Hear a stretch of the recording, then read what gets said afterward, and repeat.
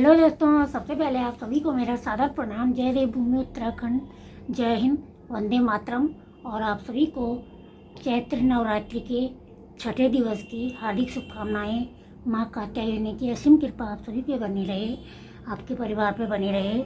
आशा करती हूँ कि आप सभी लोग स्वस्थ होंगे, मस्त होंगे और अपने जीवन में अपने परिवार के साथ व्यस्त होंगे। तो दोस्तों, मैं भी ठीक हूँ। और मौसम की बात की जाए तो मौसम बड़ा सुहावना हो रखा है आजकल। वैसे मार्च महीने के एंड में होता नहीं है इतना अच्छा मौसम जैसा इस साल हो रखा है। जब से नवरात्रि शुरू हुई तब से डेली बारिश हो रही है और बड़ा ही अच्छा मौसम हो रखा है। यहाँ तक कि हमने तो गर्म कपड़े पैक कर के रख दिए थे, पूरा कंबल वगैरह और स्वेटर वगैरह जो भी गर्म सूट। लेकिन मैंने एक कंबल और एक स्वेटर, पतला सा एक दो स्वेटर रखे रहते हैं। जब गर्मियों में एसी चलता है तो मैं उसे यूज़ करती हूँ। तो मैं आजकल स्वेटर पहन के ही रह रही हूँ और रात में कंबल ओढ़ रही हूँ। बड़ा अच्छा मौसम हो रखा है दिल्ली का। आप लोग बताइएगा, आप लोगों के गांव शहर में कैसा कैसा है मौसम। बाकी बदलते मौसम में और बसंत ऋतु में थोड़ा बहुत इन्फेक्शन तो लगा रहता है कमज़ोर इम्यूनिटी की वजह से। अभी कभी तेज़ सर दर्द हो जाता है, कभी लूज स्टूल हो जाते हैं, कभी वॉमिट वगैरह हो जाता है, कभी बीपी लो, कभी कुछ। ये तो होता ही है, कमज़ोर शरीर है।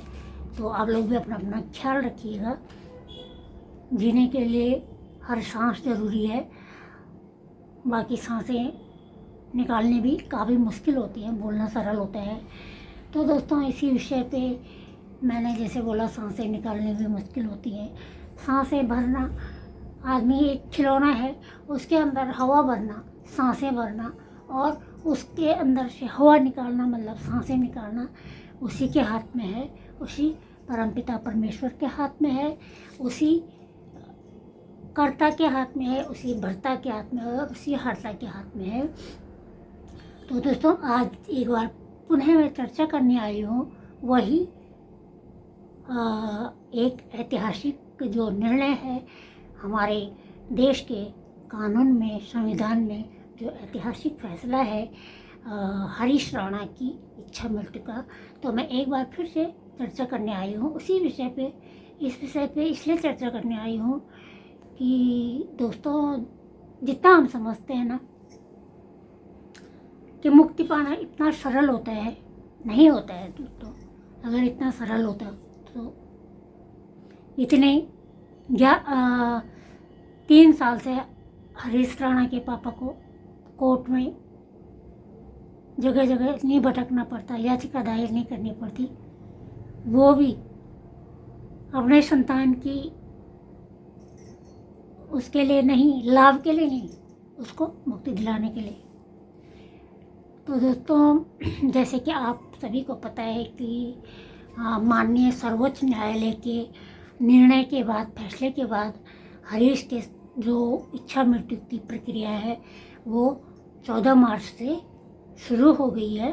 14 मार्च को उनको उनके गाजियाबाद के जो उनका घर है वहाँ से दिल्ली के ऑल इंडिया आयुर्वेदिक संस्थान अनुसंधान एम्स में भर्ती कराया गया है। वहाँ से उनको 14 मार्च को विदाई दे दी गई थी अपने घर से। वैसे वो मूल निवासी हरियाणा के हैं, लेकिन वो गाजियाबाद में रहते थे काफ़ी सालों से, राजनगर एक्सटेंशन में। और उस दिन उनको विदाई दी गई है। उनके माँ बाप पिछले 12-13 सालों से ब्रह्म कुमारी आश्रम से जुड़े हुए थे। तो उस दिन उनकी विदाई जो ब्रह्म कुमारी की जो लवली दीदी है उन्होंने की थी। और उन्होंने कहा था कि सबको माफ़ करते हुए और सब से माफ़ी मांगते हुए जाओ, उड़ जाओ। तो दोस्तों, उड़ना इतना सरल नहीं होता है, बिल्कुल भी सरल नहीं होता है। ये तो हरीश ने दिखाई दिया। होनी है वही जो राम रच रखा, प्रारब्ध जो रचा होगा ईश्वर ने नियति ने जो खेल रचा होगा, जिसके साथ जो होना होगा वही होता है।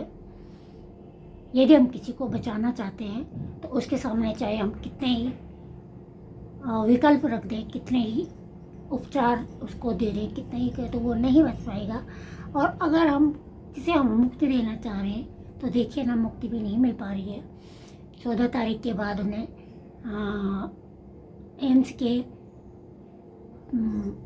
पहले ने या ऐसे कुछ है, मैं उसमें लिख दूँगी, ठीक से मुझे बोलना नहीं आता। वैसे मैं साइंस की स्टूडेंट हूँ, लेकिन मुझे बोलना नहीं आता है। एक बार मैं देख लूँ कौन सा टर्म आता है उसके लिए।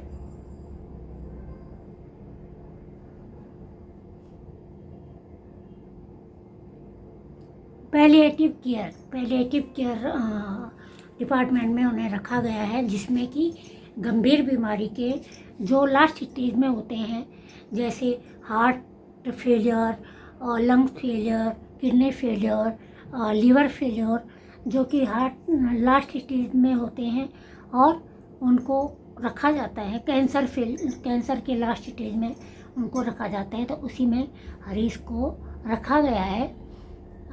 वहीं पे उनकी वो हो रही है, और उनकी जो फूड पाइप है वो भी बंद कर दी गई है। मतलब उनको बहुत ही कम जो न्यूट्रिशन दिया जा रहा है। वेंटिलेटर पे तो वो पहले से ही नहीं थे, पहले से ही वो कुदरती मतलब ऑक्सीजन लेते थे, वेंटिलेटर पे नहीं थे। कभी कभी आवश्यकता पड़ती थी तो तभी वेंटिलेटर लगाया जाता था।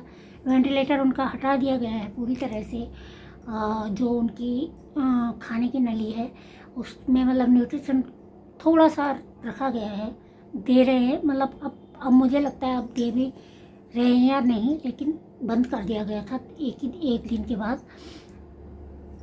पानी जो वाटर ट्यूब जिससे पानी देते थे वो भी उनका बंद कर दिया गया है। उनको ब्रेन सूदिंग मेडिसिन दी जा रही है।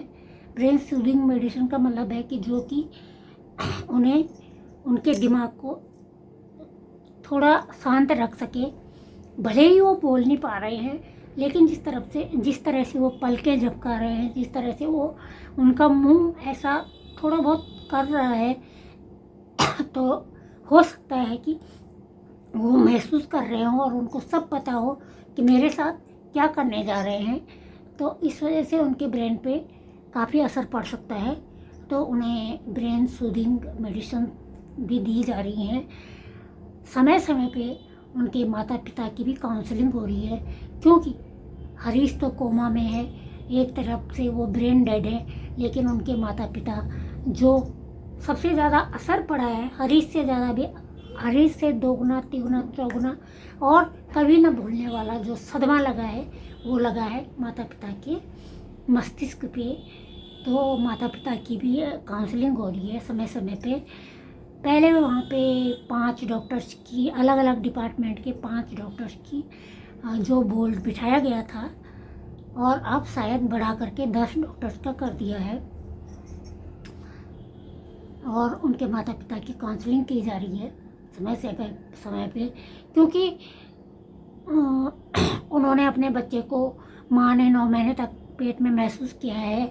फिर उन्होंने उसका फर्स्ट स्टेप देखा है, पहली बार उसको बोलते देखा है, जब उसका पहला दांत आया होगा वो देखा है, जब उसने पहला कदम चला होगा वो देखा है, जब उसने पहली बार ए लिखा होगा, अ लिखा होगा, स्कूल गया होगा, स्कूल यूनिफॉर्म में देखा होगा, वो उनके दिमाग में घूम रहा है। उनके लिए ये बहुत ही कठिन समय है, तो उनकी काउंसलिंग इसलिए की जा रही है। उनके दिमाग में कई तरह के जो इस समय विचार चल रहे होंगे, नकारात्मक, सकारात्मक, और कहीं एक तरफ से पछतावा भी उनके दिमाग में, वो इस पछतावे के साथ भी जी रहे होंगे कि हमने अपने बच्चे के साथ ये किया, लेकिन कहीं से वो ये भी सोच रहे होंगे कि भगवान इसको मुक्ति दे इस पीड़ा से।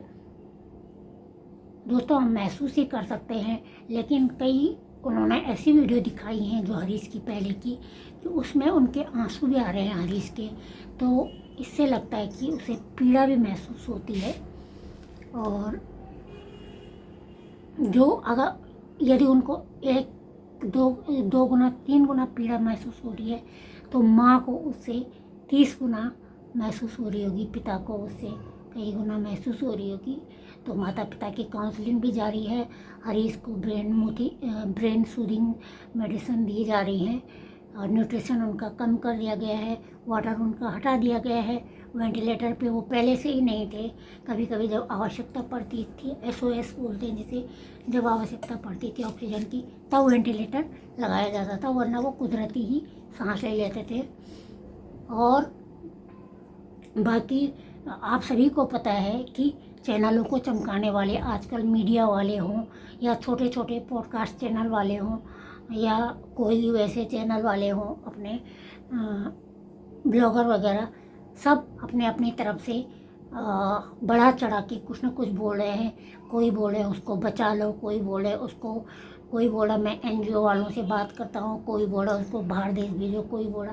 अरे भाई, जब करना था, जब उसके लिए कुछ करना था, तब कहाँ गए थे? तब कहाँ गए थे आप लोग? जैसे निर्भया के लिए आवाज़ उठी। निर्भया भी गरीब घर की बेटी थी, और उसे सिंगापुर भी इलाज के लिए भेजा गया। जब जनता ने आवाज़ उठाई तो हरीश को भी भेजा जा सकता था, लेकिन हरीश को उसके पिता बोल रहे हैं कि उस पर चोट के निशान भी थे, जो बैठ के चोट का निशान है, अभी भी उसके चिन पे अभी उसका मार्क है, दाग है, अभी भी उसका निशान नहीं गया। और उस पर हाथ के निशान भी थे, जिससे लगता है कि उसके साथ मारपीट हुई थी। उस दिन रक्षाबंधन था, रक्षाबंधन के पहले दिन हुआ उसके साथ ये सब। उसके 2 दिन बाद पंजाब यूनिवर्सिटी में कोई कंपटीशन होना था, और उसमें उसने भाग लेना था। मुझे लग रहा वो मॉडलिंग में जाना चाह रहा था हरीश। तो कई फ़ोटो देखी हमने उनकी, जो मॉडलिंग वाले जैसे करते हैं, 6 पैक दिखाते हुए और बॉडी दिखाते हुए। काफ़ी शौक था उनको मॉडलिंग में जाने का शायद। लेकिन दोस्तों, मैंने देखा है कि इंसान को ना अपनी जिस चीज़ से सबसे ज़्यादा प्यार होता है, ईश्वर ना सबसे पहले उसी के साथ छेड़छाड़ करता है। तो मेरा कहने का यही मतलब है कि यदि हम किसी के लिए, मतलब कोई निसंतान दंपति हैं और वो बच्चे को पाने की इच्छा रखते हैं, IVF कराते हैं,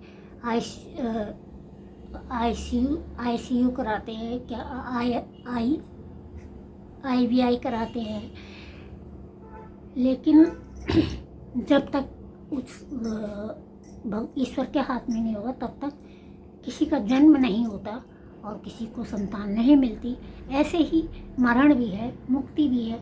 जब तक हरीश को जीना होगा, जितना उसको भोगना होगा, जितना उसके प्रारब्ध में लिखा होगा, वो उसने भोगना ही है।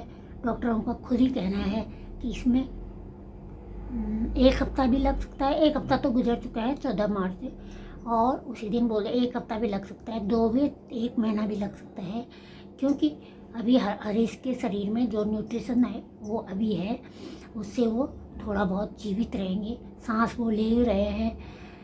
तो डॉक्टरों के लिए भी काफ़ी, मतलब मानसिक जटिलता है ये, जहाँ डॉक्टर एक पेशेंट को बचाने के लिए हर अंतिम सांस तक CPR दे के, ऑक्सीजन दे के, सब कुछ न कुछ एन केन प्रकार उसे बचाने का प्रयत्न करते हैं। वहीं आज डॉक्टरों के सामने ये चुनौती खड़ी है कि किस प्रकार से हरीश को मुक्ति दी जाए। डॉक्टर चाह रहे हैं कि एकदम से भी ना हो, और एक शीघ्रता से भी मुक्ति ना मिले, और ज़्यादा विलंब भी ना हो। ये जटिलता डॉक्टरों के सामने है। जितनी हरीश के साथ शारीरिक जटिलताएं हैं, उतने ही उसके माता पिता के साथ मानसिक जटिलताओं से वो जूझ रहे हैं। उनके सामने बहुत बड़ी चुनौती खड़ी है। उनके सामने बहुत ही बड़ा, मतलब ऐसा समय आया है उनके सामने जिसमें वो हर पल को, हर क्षण को याद कर रहे होंगे, उसके जन्म से ही और पिछले 13 सालों से, जब उसके साथ ये हादसा हुआ होगा। तो बहुत ही जटिलता भरा समय है। तो जितने भी लोग, जितने भी न्यूज़ चैनल वाले लोग, जितने भी ये पॉडकास्ट वाले, छोटे छोटे न्यूज़ चैनल वाले, ये मीडिया वाले जो भी ऐसी अफवाहें फैला रहे हैं अपनी टीआरपी बढ़ाने के लिए, उसके लिए कि पहले मैं बोलूं, तो दोस्तों आप लोग उन पर कुछ भी वो मत कीजिए, विश्वास मत कीजिए। और प्लीज़, अब जब माननीय सर्वोच्च न्यायालय ने ये उनके माता पिता के निर्णय के बाद ये ऐतिहासिक फैसला ले लिया है और उनके उनके माता बोले कि उनके पूरे बेड सोल हो गए पूरे शरीर पे, और शरीर से बदबू भी आने लग गई है, हम उसे इतनी पीड़ा में नहीं देख सकते हैं। तो आप लोग ये मत बोलिए कि इलाज के लिए वहाँ ले जाइए। कोई बोल रहा है वहाँ से बाबा आ गए, हो गया चमत्कार, और ये कोमा से बाहर आए, वो आए, ऐसे थंबनेल डाल रहे हैं। धिक्कार है ऐसे लोगों के लिए जो ऐसे समय पे भी सिर्फ उन्हें अपने टीआरपी बटोरने की है, अपने चैनल चमकाने की है। दोस्तों मुझे नहीं चाहिए ऐसे चैनल चमकाना और ऐसे व्यूज़, ऐसे वो। लेकिन आप लोगों से एक अनुरोध है, जितने भी लोग अगर वीडियो देखेंगे तो प्लीज़ म्यूट करके मत देखिएगा। मैं जानती हूँ कि आप लोग बड़े बड़े चैनलों पे देख रहे होंगे जिनके लाखों में करोड़ों में व्यूज़ आते हैं, उसमें हरीश के बारे में देख रहे होंगे, लेकिन उनमें से आधा से अधिक चैनल ऐसे होंगे कि जो मनगढ़ंत कहानियाँ ज़्यादा बना रहे होंगे। जिस चैनल में आपको जो पैलिएटिव केयर की जो डॉक्टर हैं वो हैं, वो दिखाई दे रही हैं, या जो डॉक्टर्स की टीम में से जो बनाया गया, गठन करा गया डॉक्टर का बोर्ड, उनमें से कोई डॉक्टर है या हरीश के माता पिता का कोई काउंसलिंग है, तो उन पर ही आप विश्वास कीजिए। बाकी मनगढ़ंत कहानियों पे मत कीजिए कि बाबा ने चमत्कार कर दिया, इसने वो कर दिया, इसने वो कर दिया। कोई ज़रूरत नहीं है ऐसे चैनलों को देखने की। कई लोग उनके माता पिता को बोल रहे हैं कि कैसे माता पिता हैं, कैसे इन्होंने ऐसा फैसला ले लिया, वो ले लिया। दोस्तों डॉक्टर अपने माता पिता कभी अपनी संतान को पीड़ा में नहीं देख सकते हैं, और वो उसकी पीड़ा को महसूस कर रहे हैं, तभी उन्होंने ये निर्णय लिया है। कोई माता पिता ऐसा फैसला नहीं ले सकता है। उनसे पूछिए जो अपने बच्चे को, जो निसंतान है और बच्चों को पाने के लिए क्या क्या नहीं करते हैं। एक माता पिता के लिए क्या क्या झेलना पड़ता है बच्चे को पाने के लिए, उसको पालने के लिए। उसके साथ साथ उसके छोटे भाई ने भी, तब वो शायद उसका छोटा भाई 10 साल का था या 12 ऐसी, उसने भी काफ़ी देखा है, उसके ब्रेन पे भी काफ़ी असर पड़ा होगा। उसने भी अपने भाई की बहुत सेवा की है। 28 साल का हो गया वो भी आज, बहन की शादी हो गई है। माता पिता बोल रहे हैं कि हो सकता है इससे पहले हम चले जाएं, छोटे वाले की शादी हो जाएगी, आपको कौन करेगा इसका। तो इसलिए उन्होंने ये फैसला लिया है। तो कृपा करके आप लोग प्लीज़ माता पिता को गलत ना बोलें। कोई भी माँ बाप कभी गलत नहीं होता है। माता पिता ने उसकी पीड़ा को देखते हुए ये फैसला लिया है, और जो न्याय का मंदिर है, माननीय सर्वोच्च न्यायालय हो या निचली अदालत हो या माननीय उच्च न्यायालय हो, उन्होंने भी उनके लिए भी ये फैसला लेना कोई सरल नहीं था, और डॉक्टर्स के लिए भी ये चुनौती सरल नहीं है। तो आप लोग अपने अपने मनगढ़ंत कहानियाँ मत बनाइए। जो हो रहा है, जो प्रारब्ध उसका लिखा गया है, कहते हैं पहले प्रारब्ध रचा पीछे रचा शरीर, उसके साथ जो होना था वो तो हम कहते हैं कि काश यह ऐसा नहीं होता तो ऐसा हो जाता, काश वो ऐसा करता तो ऐसा हो जाता। लेकिन नहीं दोस्तों, जो प्रारब्ध में जब हम जन्म लेते हैं, हमारा प्रारब्ध उसी समय हमारे साथ हमसे पहले लिखा जाता है। एक एक क्षण का, एक एक पल का जिस स्थान पे होना होता है वहीं पे होता है, उसी क्षण होता है। एक भी सेकंड आगे पीछे नहीं होता है, उसी दिन होता है, वो निश्चित रहता है। तो आप लोग ऐसी मनगढ़ंत कहानियाँ ना ही सुनिए और ना ही बोलिए। मैं तो उनके माता पिता को सादर दंडवत प्रणाम करती हूँ, उनकी सहन शक्ति को, और माता रानी से यही प्रार्थना करती हूँ कि हे माँ, तू भी माँ है, सारे जग की माँ है। तो अब उसके माता पिता भी आपकी संतान है और वो भी आपकी संतान है। तो अब उस शरीर को इतनी पीड़ा मत दो। उस शरीर के साथ साथ वो शरीर तो पता नहीं पीड़ा सहन कर रहा है, वो महसूस भी कर रहा है या नहीं, लेकिन जो उसके साथ जिंदा है, जो उतने सालों से पीड़ा महसूस कर रहे हैं, इतनी पीड़ा मत दो। और अब उसे हम सिर्फ और सिर्फ उसके मुक्ति की प्रार्थना करते हैं। उसको अच्छी सी मुक्ति दे दीजिए। मर्यादित जो मुक्ति होती है उसे दे दीजिए। कोई बोल रहा है कि ये तो फांसी की सज़ा से भी ज़्यादा कठिन है, ये है वो है। भाई कुछ ना कुछ तो संविधान लिखा गया है, तो कुछ ना कुछ तो उसमें होगा। और उसने जिन डॉक्टरों ने, जो पैलिएटिव केयर में जो डॉक्टर होते हैं, उन्होंने कितना शोध किया होता है, कितने उनकी वो हुई रहती है रिसर्च PhD, आप लोगों को पता होना चाहिए। तो क्यों ऐसी मनगढ़ंत कहानियाँ बोले जा रहे हो? तो मत बोलिए प्लीज़। सभी लोग हरीश की एक मर्यादित और प्राकृतिक मुक्ति की प्रार्थना कीजिए। ईश्वर यथाशीघ्र जितने जल्दी हो सके माता उसे अपने चरणों में बुला लो और उसे अपने श्री चरणों में स्थान दो।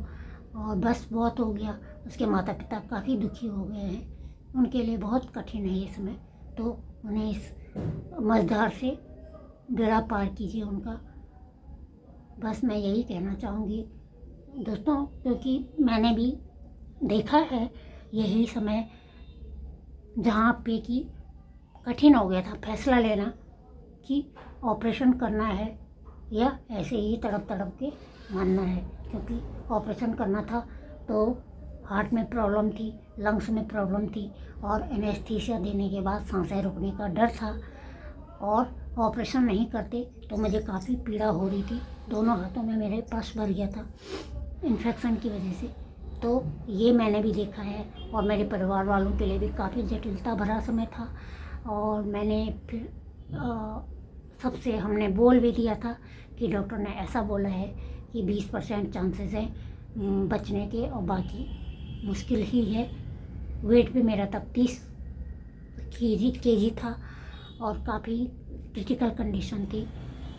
तो हमने देखा है ये समय, काफ़ी रोई मैं जिस दिन OT में गई थी। लेकिन आज मैं 17 साल से भगवान की कृपा से, वही होता है ना, प्रभु की इच्छा है तो ठीक ही हूँ। मतलब जीने के लिए जितना चाहिए ठीक हूँ, अपना थोड़ा बहुत अपनी देखभाल करने के लिए।